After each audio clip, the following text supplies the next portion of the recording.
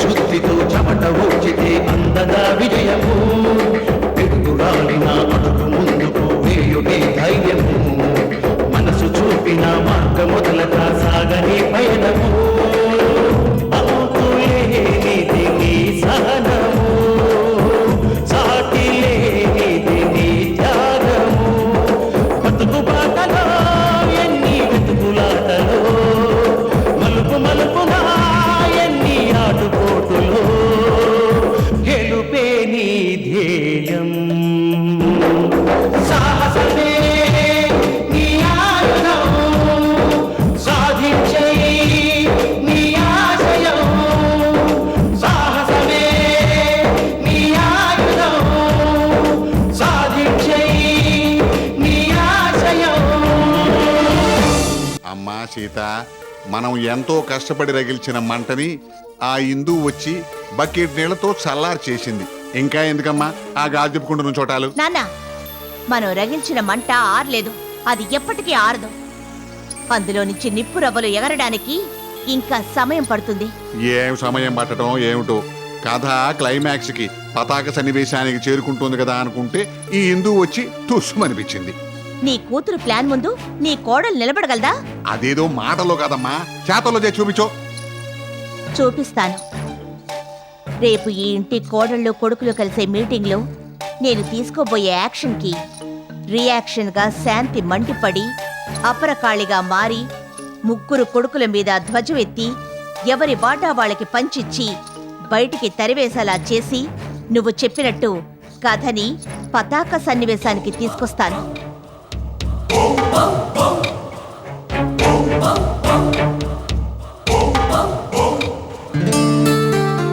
ఏమండి ఏమండి ఏమండి ఏమండి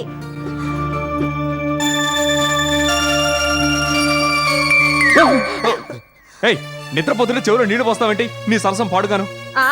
సరసం ఒక్కటే తక్కువైంది నా మొహానికి. చేతిలో పైసలుంటేనే సరసాలు సరదాలు. అప్పుడు ఇద్దరినేంటి ముగ్గురిని కూడా కట్టుకోవచ్చు. నాకు తెలియక అడుగుతాను, అవతల మన పరిస్థితి అగ్గి మీద గుగ్గిలలా ఉంటే మీకు నిద్రలా పడుతుందండి? ఇప్పుడేమైందని? ఇంకా ఏం కావాలండి? మీ అమ్మగారి బుద్ధి అర్థం కాలేదా?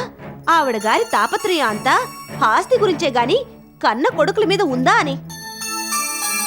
వాళ్ళ భవిష్యత్ ఏమిటి, వాళ్ళకి ఏం చేయాలి, వాళ్ళ అవసరాలు మనోభావాలు ఏమిటి, ఏమేమైనా ఆలోచించారా మీ అమ్మగారు? అబ్బే అదేం లేదు. కొడుకుల మీద గాని కోడళ్ళ మీద గాని ఆవిడికి ఏమాత్రమైనా ప్రేమాభిమానాలున్నాయా? సంపాదించిందంతా ఏం చేద్దామని మన నోళ్లు కట్టి ఆవిడ మూట కట్టుకుపోతారా? మాలిని, ఏంటా ఏకవచనం? సీనియర్ని నీకన్నా పెద్దాన్ని పట్టుకుని ఏంటా పిలుపు? మర్యాద ఇచ్చుకో. అక్కగారు, తమ ఆలోచన విధానం తప్పు. తమరు వెలిబుచ్చిన అభిప్రాయాలు తప్పే. ఏంటే తప్పు? ఎందుకు చెప్పు. బాధ్యతలు మోసేవాళ్లు, ఇంటి పెత్తనం తీసుకున్న వాళ్ళు అత్తయ్యగారిలాగే ఆలోచిస్తారు.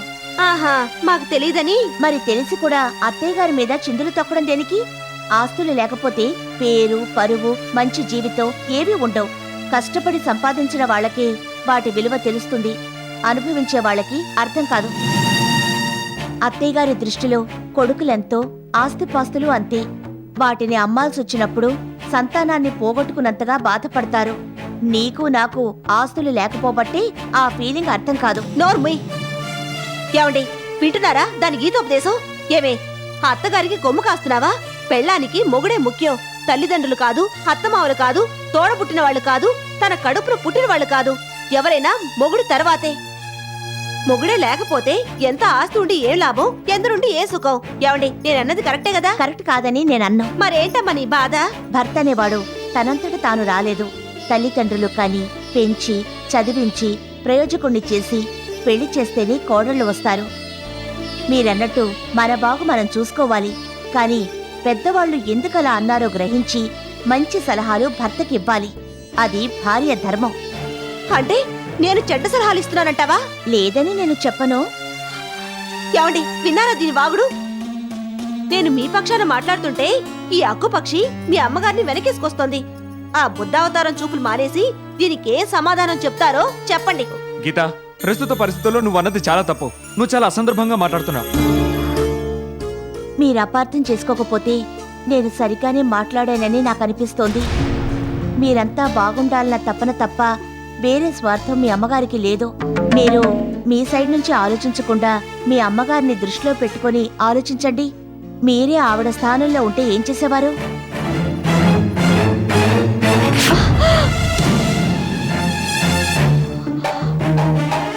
ఏంటే మా ఆయనకి క్లాస్ తీసుకుంటున్నా? మా ఆయన మెతకతనాన్ని లోకుగా జమకడతావా? ముందు నువ్వు బయటికి రాడు. ఇంకెప్పుడైనా రాత్రిపూట ఈ గదిలోకి అడుగు పెట్టావో నీ కాళ్ళు విరగొట్టగలను. జాగ్రత్త. పోవే బయటికి. పోవే అంటే ఏంటి ఆ చూపు? చంపేస్తాను. ఏమండి దీని ఇలా వదిలితే లాభం లేదు. చనివిస్తే నెత్తికెక్కే రకంలా ఉంది. మీ కాళ్ల కిందే గోతులు తవ్వాలని చూస్తోంది. ఇదిలా మాట్లాడడానికి కారణం ఇందుయేనండి. ఇది ఇందు ఇద్దరు ఒకటే. అందుకని దీని విషయంలో కాస్త జాగ్రత్తగా ఉండండి. ఏంటే ఇంకా నిలబడ్డావు? పోవే. కొమ్మంటే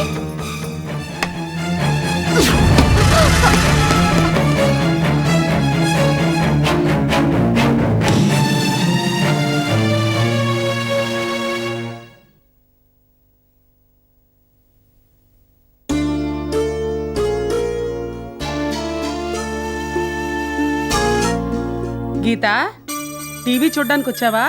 లేదు బామ్మ, మీతో పాటు పడుకుందామని వచ్చాను. నీ గదిలో పడుకోవడం పోయి ఇక్కడ పడుకోవడం ఏమిటే? ఆ మాల్ని ఏమైనా గొడవ చేసిందా? చెప్పమ్మా. మాల్ని మా ఆయన్ని బ్రెయిన్ వాష్ చేస్తుంటే మంచి సలహాలు ఇవ్వకపోయినా పర్వాలేదు, చెడు ఆలోచనలు కలిగించొద్దు అన్నాను. అలా నేను అనడం తప్పైపోయినట్టుంది. మాల్ని నా మీద చేయి చేసుకుంది. ఒళ్ళు పొగరు కొవ్వెక్కి కొట్టుకుంటుంది. లేకపోతే నీ మీద చేయి చేసుకుంటుందా? వదలండి. ఇవాళ అదో నేనో తేలిపోవాలి. దానికి నోటి జాడింపుతో పాటు చేయి జాడింపు కూడా ఎక్కువైనట్టుంది. ఏం చూసుకునే దానికి ఆ మిడిసిపాటు. ఒసే మాల్ని, ముదరష్టబ్దానా, బయటికి రావే. రాకపోతే నేనే పైకొస్తాను. అమ్మమ్మా నువ్వు ఊరుకోమమ్మా. ఊరుకొని లాభం లేదే. దాన్ని బామ్మా నా మొహం చూసి ఊరుకో. ఏమిటే ఊరుకునేది? అది కొడితే నువ్వేం చేస్తున్నావు? ఎదురు తిరిగి దాన్ని కొప్పట్టుకుని 4 పీకుంటే దాన్ని నజ్జు అనిగేది. అదేదో చేసిందని నువ్వు ఇక్కడికి రావడం ఏమిటి? నా మనవుడు మీద దానికి ఎంత హక్కుందో నీకు అంత హక్కుంది. ఏమే మాల్ని? ఒసే మాల్ని, బామ్మా చెప్పేది విను. అమ్మమ్మా ఊరుకో. మీరు అడ్డుకుంటున్నారు కాబట్టి ఊరుకుంటున్నాను. చెప్తాను, దాని సంగతి చెప్తాను. దాన్నే హాల్లో పడుకోబెట్టకపోతే నా పేరు అన్నపూర్ణే కాదు. వాళ్ళలో ఏ ఒక్కరూ అత్తయ్య గారి దారికి రారు. అలాగని ఎలా చెప్పగలుగుతున్నావు గీత? సమస్య పరిష్కారం కాదు సరికదా, మరింత పెద్దదయ్యే అవకాశాలు కనిపిస్తున్నాయి. నువ్వు ఊహిస్తున్నావా లేక నీకేదైనా ఉప్పొందిందా? ఉప్పందనూ లేదు, నాకెవరూ చెప్పనూ లేదు. మనం ఏదైనా ఒక మంచి పని చేయాలనుకున్నప్పుడు 10 రకాల అడ్డంకులు వస్తాయి. అడ్డంకులు వచ్చే అవకాశం ఉందా? ఉంటుందని ఖచ్చితంగా చెప్పలేను. కాకపోతే వచ్చే అవకాశాలు ఎక్కువగా ఉన్నాయని నాకు అనిపిస్తోంది.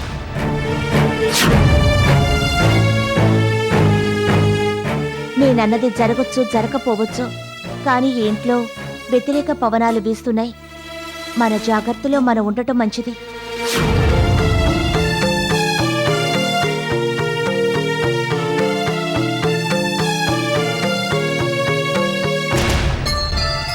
ఒరే ఎప్పుడు కడుపు నిండా తాగినా తిన్నా మీ నాన్నలాగే బుద్ధి మందగించిపోతుంది. మీ అమ్మలాగా మీ అమ్మమ్మలాగా మితంగా తిని చలాకీగా ఉండాలి. సరేనా? పడుకో.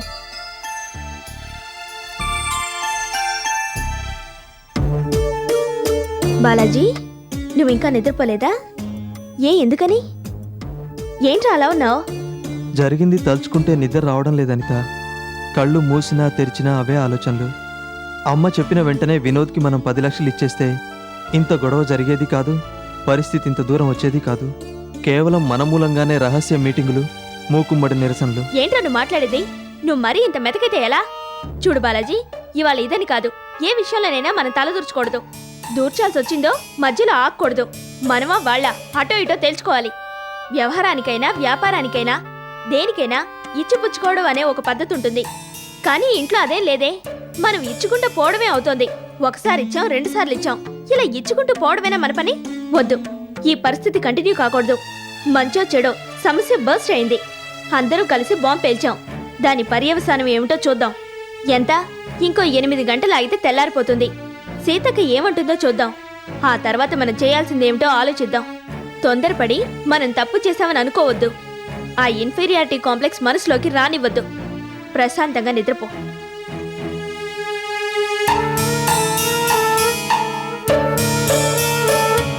వెనకడుగు ముందడుక్కి బలం అంటారు.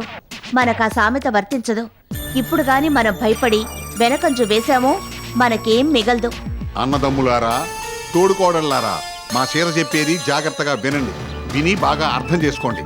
కన్స్ట్రక్షన్, ఫైనాన్స్, గార్మెంట్స్ మొత్తం ఈ వ్యాపారాలన్నీ మేమే చూసుకుంటాం.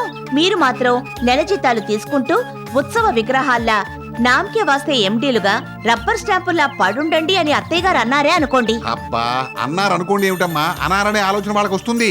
అందుకని మనం వెనక్కి తగ్గడానికి వీల్లేదు. భయపడి గనక వెనకడుగు వేశారో అటు ఇటు కాకుండా అన్నిటికీ చెడతారు. జాగ్రత్త.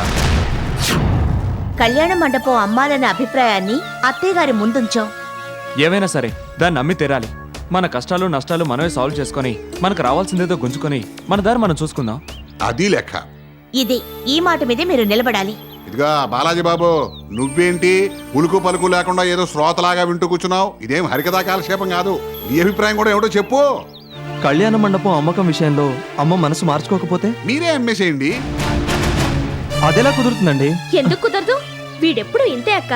నన్ను ప్రేమించిన దగ్గర నుంచి వీడిని కనేదాకా ఈయనకన్నీ ధర్మ సందేహాలే. ఇదిగో బాలాజీ, అలా సందేహపడుతూ కూర్చుంటే ఎలాగయ్యా?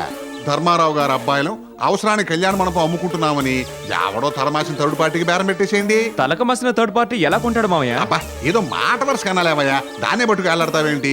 ఏదో రకంగా ఆ కళ్యాణ మండపాన్ని అమ్మేసి ఆ డబ్బుని మీ అన్నదమ్ములు ముగ్గురు సమానంగా పంచుకోండి. మావయ్య, తొందరపడొద్దు. ముందు మన అభిప్రాయాన్ని అమ్మకు వినిపిద్దాం. అమ్మ అభిప్రాయం తెలుసుకొని ఆ తర్వాత ఏం చేయాలో ఆలోచిద్దాం. అక్క, కాస్త బాబుని తీసుకో, నేను ఆయన సంగతి ఏంటో తేల్చేస్తాను. అనిత, ఊరుకో. బాలాజీ, ఎప్పుడు అమ్మ అమ్మ అంటూ పాట పాడతావేంటి? అది కాదు వదినా. సపోజ్ అమ్మే మన దారికి వచ్చిందనుకో, అప్పుడు మనకి రహస్య మీటింగులతో పనిలేదుగా. ఏయ్, తలకాయ లేకుండా మాట్లాడతావేమిటి? మెమ్మ సంగతి నీకు మాత్రం తెలీదు. ఆవిడ పొరపాటు కూడా ఒప్పుకోదు. నాన్న, బాలాజీ ఏదో ఆశపడుతున్నాడు. అడిగి చూస్తే ఏం పోయింది? బాలాజీ, ఫైనల్ గా మీ ముగ్గురు మీ అమ్మగారిని అడిగి చూడండి. ఎవరేం చెప్పినా కళ్యాణ మండపం అమ్మడానికి నేను ఒప్పుకోను. అత్తయ్య, మీ ఆలోచన మీది, మీ కొడుకుల ఆలోచన కొడుకులది. ఆలోచన విధానాల్లో తరానికి తరానికి చాలా తేడాలుంటాయి. కృషి, పట్టుదల, దీక్ష, తెలివితేటలు వీటికి తోడైన అదృష్టంతో మావయ్య గారు 2 తరాలకు సరిపడా సంపాదించారు. అదే విధంగా మీ కొడుకులు సంపాదించాలిగా. అందుకు తగిన అవకాశాలు, సదుపాయాలు, స్వేచ్ఛ మీరివ్వాలిగా. సగం సగం స్వేచ్ఛ ఇచ్చారు, అజమాయిషి మీ చేతిలో పెట్టుకున్నారు. అలా కాకుండా పూర్తి స్వేచ్ఛ అధికారం మీ కొడుకులకి ఇచ్చి చూడండి. ఇచ్చిన స్వేచ్ఛనే దుర్వినియోగం చేసుకున్నాక ఇంకేడిచ్చేది? అమ్మా, నువ్వెవరిని ఉద్దేశించి అంటున్నావో నాకు బాగా తెలుసు. కన్స్ట్రక్షన్ బిజినెస్లో వచ్చిన ప్రాబ్లమ్స్కి నేను ఒక్కనే కారకుణ్ణి కాదు. ఆ జిత్తులు మారి నాకు ఇంజనీర్ సుందరం గారిని నాకు అంటగట్టారు. ఆయన గైడెన్స్లో నేను నడుచుకోబట్టే నష్టాల ఊబిలోకి మునిగిపోయాను. స్వతంత్రించిన నేనాడైనా ఏ పనైనా చేయనిచ్చారా? చేతకాని కబుర్లు చెప్పకు. నీ అసమర్థతను పక్క వాళ్ళ మీదకు తోయకు. సరే, నేను అసమర్థున్నే. కళ్యాణ్ మండపం అమ్మి నాకు రావాల్సిందేదో నాకు పడేయండి. సమర్థున్నా అసమర్థున్నా నేను నిరూపించుకుంటాను. ఏమిట్రా నువ్వు నిరూపించేది? మీ నాన్న వచ్చే వరకు ఆగు. అయ్యవారు వచ్చేదాకా అమావాస్య ఆగదు. మీ తల్లి కొడుకుల మధ్యన కలగజేసుకోకూడదు కానీ నా అభిప్రాయం చెప్పవలసి వస్తే నీ అభిప్రాయం ఇక్కడ ఎవ్వరికి అక్కర్లేదు. నోరు మూసుకునుండు. అమ్మమ్మ, నువ్వు అనవసరంగా చిందులు తప్పుకో. అమ్మా నువ్వు ఇంకా ఆలోచించి లాభం లేదు. కళ్యాణ మండపం అమ్మవలసిందే. అవును అమ్మాల్సిందే. వారంలోగా కళ్యాణ మండపం అమ్మి మా ప్రాబ్లమ్స్ క్లియర్ చేయాలి. లేదంటే మా ప్రాబ్లమ్స్ మేమే క్లియర్ చేసుకుంటాం.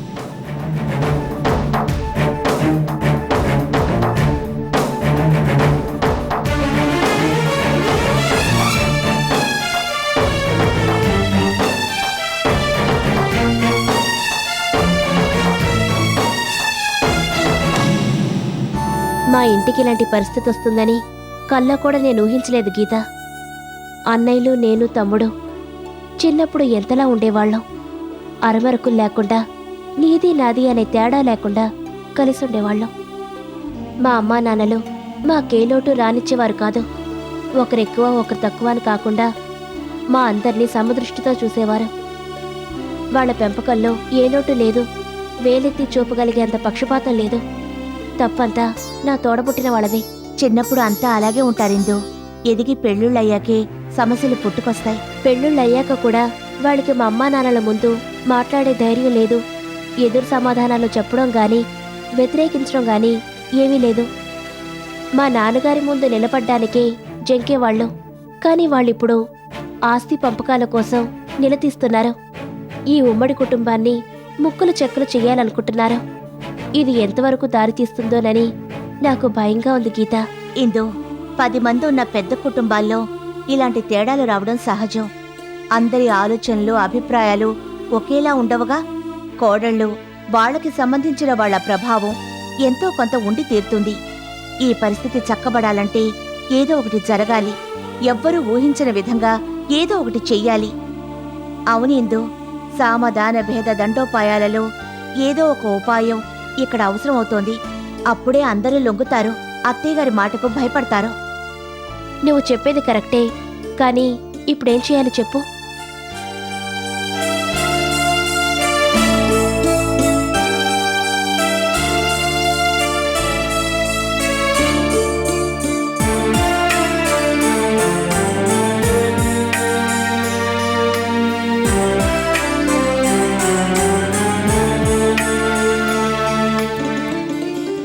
ఇందు, అత్తయ్యగారితో మాట్లాడదాం పదా. నాకున్న ధైర్యానికి తోడు నా ఒంట్లో కూడా శక్తి ఉండుంటే నీ ముగ్గురు కొడుకులు చేతులు కళ్ళు విరక్కొట్టి ఇంట్లో కూర్చోబెట్టేదాన్ని. నిన్నటిదాకా నీ కొంగు పట్టుకుని తిరిగిన వాళ్ళు ఇప్పుడు నీకే ఎదురు తిరుగుతున్నారు. వదలకూడదు శాంతి, వాళ్ళని ఊరికే వదలకూడదు. అమ్మా ఇప్పుడేం చేయాలనుకుంటున్నావు? అదే ఆలోచిస్తున్నాను. అత్తయ్య, కొడుకులు కోడళ్లన్న మమకారంతో వాళ్ళకి లొంగిపోతే వాళ్ళలో అహంకారం పెరిగిపోతుంది. ముల్లుని ముల్లుతోనే తీయాలి, వజ్రాన్ని వజ్రంతోనే కొయ్యాలి అన్నట్టు వాళ్ళ ఎత్తుకి మనం పై ఎత్తు వేయాలి. అమ్మ గీత, నువ్వు చెప్పేది నిజమే, కానీ ఎత్తుకు పై ఎత్తి ఎలా వెయ్యాలో నువ్వే చెప్పు. బామ్మా, స్వతంత్ర దేశంలో విప్లవం వచ్చినప్పుడు దాన్ని మిలిటరీ బలగాలు అణిచివేసినట్టు ఇప్పుడు వీళ్ల విప్లవాన్ని అణిచివేయడానికి అత్తయ్య మిలిటరీగా మారాలి. అమ్మా మాటలతో వినని వాళ్ళకి చేతలతో సమాధానం చెప్పాలనేది నాన్నగారి సిద్ధాంతం. ఆ ప్రకారం నువ్వు నిర్ణయం తీసుకో. అత్తయ్య, ఇప్పుడు మీరు మిలిటరీగా మారకపోతే ఉమ్మడి కుటుంబం అయిన ఈ ఇల్లు ముక్కలు చెక్కలు కావడం ఖాయం. కానివ్వను. అటువంటి పరిస్థితి ఈ కుటుంబానికి రానివ్వను.